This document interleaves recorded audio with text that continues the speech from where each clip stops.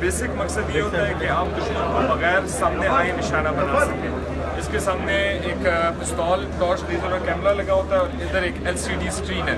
इसका बेसिक होता ये है कि टर्न इट ऑन आपको दिखा सकते हैं कि आप दुश्मन को बगैर सामने आए किसी भी दीवार के पीछे से या किसी भी दीवार के ऊपर से निशाना बना सकते हैं। इसके अलावा जो हमारा एक और नया प्रोडक्ट है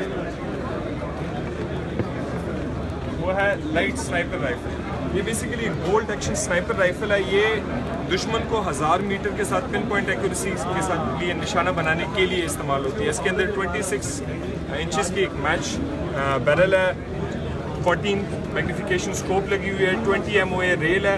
ये 175 ग्रेन मैच एमुनेशन के साथ 1000 मीटर तक दुश्मन को निशाना बना सकती है और इसका फोल्डिंग स्टॉक भी है।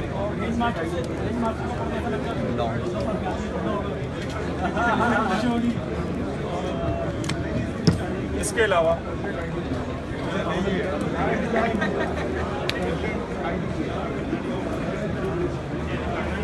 हमारे चंद मेजर प्रोडक्ट्स के अंदर MP5 है जो बेसिकली हम 2-3 वर्जन्स में बनाते हैं।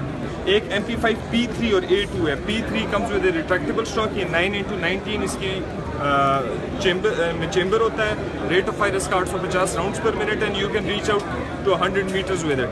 MP5 A2 जो बेसिकली है ये एक फिक्स स्टॉक के साथ इस्तेमाल होता है और ये इस वक्त पाकिस्तान आर्मी, नेवी और पुलिस में और एयरफोर्स में इस्तेमाल होता है। इसके अलावा हम ये जर्मनी और अमेरिका एक्सपोर्ट करते हैं। पाकिस्तान के अंदर इसका सिविल पॉपुलेशन के लिए जिनके पास वैलिड लाइसेंस है, हमने इसकी एक सिविलियन वर्जन भी लॉन्च की है जिसका नाम PF5 है।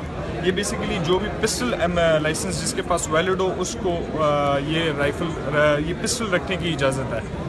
इनका बेसिकली ये सेमी ऑटोमेटिक में है और 9 mm में चेंबर होता है। इसके अलावा इसकी एक शॉर्टर वर्जन है जिसे हम कहते हैं SMG PK। जो इसकी मिलिट्री वर्जन है उसमें 2 टाइप्स हैं। एक है SMG PK जो एक एंड कैप के साथ है और SMG PK1 जो रिट्रैक्टेबल स्टॉक के साथ है। इसका rate of fire 900 rounds per minute होता है और इसकी इफेक्टिव रेंज 50 मीटर है। इसका ही एक सिविलियन वर्जन जो वैलिड लाइसेंस के साथ आपको मिल सकता है वो है PF4। ये बेसिकली एक पिस्टल है which is semi automatic irreversible. ये सिर्फ सेमी ही फायर करेगी और उसको ऑटोमेटिक में करना इंतहाई नामुमकिन टाइप्स है। इसके अलावा कुछ गोल्ड प्लेटेड है। ये जो भी पाकिस्तान के दोस्त ममालिक होते हैं उनके जो मेहमान होते हैं उनको कभी कभी हम गिफ्ट करते हैं। इसके अलावा जो जिसे हम एक PF का प्राइड कह सकते हैं that is the rifle G3A3। इसकी प्रोडक्शन हमने 1965 से शुरू की थी and till date we are manufacturing it और हम तकरीबन 1 मिलियन से ज़्यादा ये राइफलें बना चुके हैं।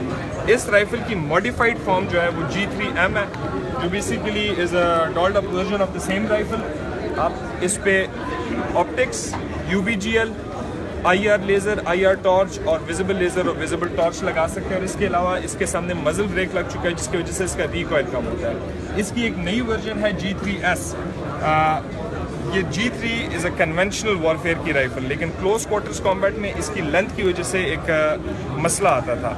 उस मसले को ख़त्म करने के लिए ज़्यादातर लोगों ने क्लोज क्वार्टर्स वेपन के रेंज के वेपन यूज़ करना शुरू कर दिए तो दुश्मन उनको दूर से निशाना बनाना शुरू करते हैं। हमें एक राइफल चाहिए थी जो क्लोज क्वार्टर्स में भी काम करे और जो दूर तक एटलीस्ट 400 to 600 मीटर्स तक दुश्मन को निशाना बना सके।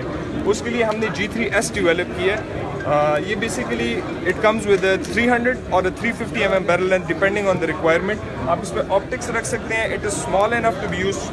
नज़दीक की लड़ाई में आप इसे इस्तेमाल कर सकते हैं क्योंकि इसका साइज़ छोटा है, लेकिन अगर आप चाहें तो आप इसको 400 मीटर तक आयरन साइट के साथ और अगर 600 मीटर तक जाना होता है तो आप टेलीस्कोपिक साइट के साथ इस्तेमाल कर सकते हैं। इसके अलावा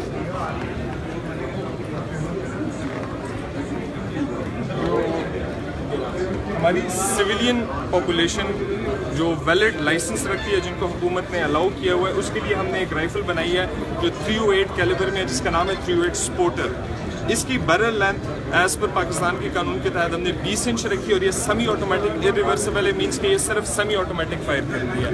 ये जिसके पास वैलिड राइफ़ल का लाइसेंस होता है वो बंदा ये प्रोक्योर कर सकता है और PF4 और PF5 के बारे में मैं ऑलरेडी आपको बता चुका हूँ। इसके अलावा ये कुछ हैंड गन्स हैं जो पाकिस्तान ऑर्डिनेंस फैक्ट्री मैन्युफैक्चर करती है। इसमें ये B6, ST9 और PK9 हैंड गन्स हैं। ये 9 mm के लाइसेंस के साथ हम सिविलियन पॉपुलेशन को और इसके अलावा हम जितनी भी लॉ इन्फोर्समेंट एजेंसीज है उनको हम ये प्रोवाइड करते हैं। ये then again these are gold plated, same PK9 वही पिस्तौल है, वही मेटलर्जी होती है, इसको सिर्फ गोल्ड प्लेट करके इंग्रेविंग कर दिया जाता है ताकि वो खूबसूरत लगे। ये ज़्यादातर गन कलेक्टर्स या कोई पाकिस्तान का कोई हायर रैंकिंग ऑफिशियल किसी और मुल्क से कोई दोस्त ममालिक के उनको गिफ्ट करते हैं। इसके अलावा हमने एक और नया प्रोडक्ट जो लॉन्च किया है,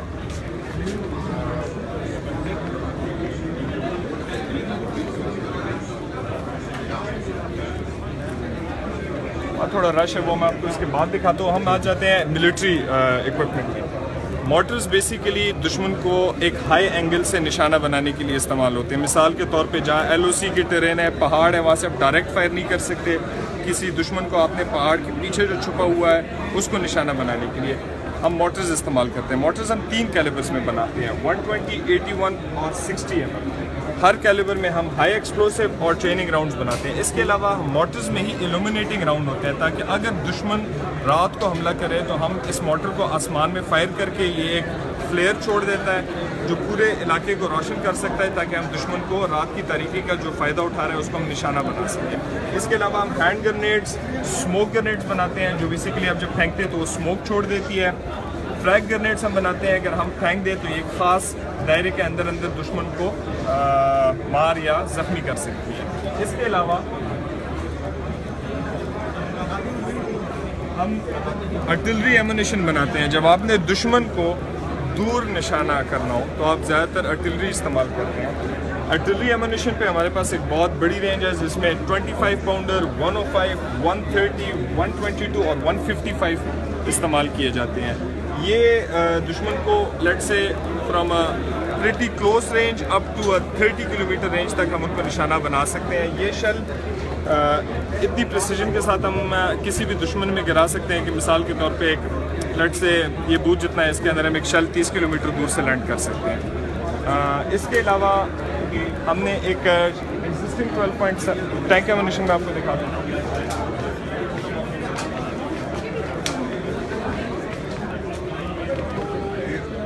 अच्छा, टैंक एमुनेशन पाकिस्तान के अंदर कुछ और इदारे मिसाल के तौर पे HIT, अल खालिद और ज़राअत टैंक बना रहे हैं, उनका एमुनेशन पाकिस्तान आर्म्स फैक्ट्रीज बना रहा है। टैंक 3 कैलिबर्स में हमारे पास एमुनेशन है, 100 और 105। ये बेसिकली पुराने कैलिबर है जो अभी हम नहीं इस्तेमाल कर रहे हैं। हम चले गए 125 mm पे जो एक ज़्यादा मोटा राउंड है और ज़्यादा तबाही करता है। लेकिन हमारे कुछ चंद दोस्त ममालिक और एक्सपोर्ट के मद्देनज़र रखते हुए काफ़ी ज़्यादा लोग अभी भी 100 और 105 बना रहे हैं।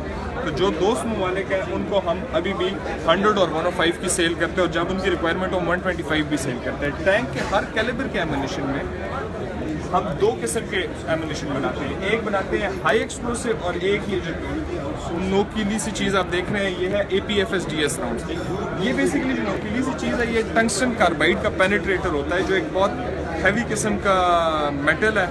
ये फायर किया जाता है और ये बेसिकली एक बहुत हाई वेलोसिटी पे जाके इसमें अंदर एक्सप्लोसिव या कोई ऐसी चीज़ नहीं होती, लेकिन चूँकि इसकी वेलोसिटी बहुत होती है और ये बहुत डेंस पेनिट्रेटर है, ये प्रीटी मच टैंक को किसी भी किस्म की टैंक या आर्मर पोजीशन को तबाह कर देता है। इट कैन प्रीटी मच एक टैंक के अंदर से गुजर सकता है। ये इतना तबाही वाली चीज़ है। इसके अलावा हम 12.7 दोशका मशीन गन बनाते हैं और इसका एमुनेशन भी बनाते हैं। ये मशीन गन हमने तकरीबन पिछले 50 साल से इस्तेमाल कर रहे हैं और ये हम मैन्युफैक्चर करते हैं और अभी भी ये इन प्रोडक्शन है। लेकिन अभी इसकी एक नई वर्जन हमने बनाई है जो बेसिकली इसके सारी खूबियाँ रखती है, लेकिन उसका वेट बहुत ज़्यादा हमने कम कर दिया है। वो मैं आपको बता रहा हूँ।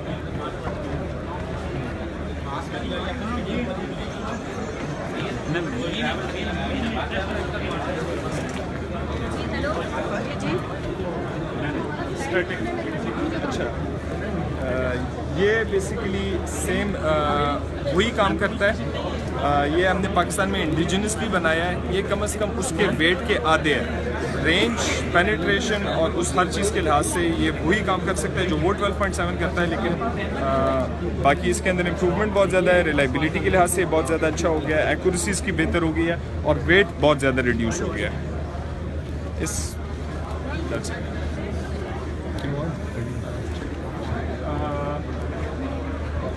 इसके अलावा हमारे काफ़ी ज़्यादा कमर्शियल एक्सप्लोसिव्स और कमर्शियल केमिकल्स की सेल्स हम करते हैं। बेसिकली कमर्शियल केमिकल्स बहुत ज़्यादा इस किस्म के केमिकल्स होते हैं जो पाकिस्तान की मुख्तलिफ इंडस्ट्रीज़ के अंदर इस्तेमाल होते हैं। मिसाल के तौर पे डिफरेंट इंडस्ट्रीज़, कोई साबुन बनाने का या कपड़े का कारखाना या कोई भी केमिकल इंडस्ट्री, वहाँ उनको ये basic as a chemical raw material चाहिए। ये भी पाकिस्तान ऑरेंज फैक्ट्री मैन्युफैक्चर करता है। इसके अलावा आप जितनी सिविल कंस्ट्रक्शन कर रहे हैं, मिसाल के तौर पे आपका संदक का प्रोजेक्ट है या बलूचिस्तान में आपके या चित्राल में आपके टनल्स बन रहे हैं, वहाँ आपको एक्सप्लोसिव चाहिए होता है, लेकिन वो एक्सप्लोसिव बेसिकली कमर्शियल एक्सप्लोसिव होता है। तो कमर्शियल एक्सप्लोसिव पाकिस्तान के अंदर जहाँ जहाँ रिक्वायरमेंट है वो पाकिस्तान ऑरेंज फैक्ट्रीज मैन्युफैक्चर करते हैं। That's about it. Thank you sir.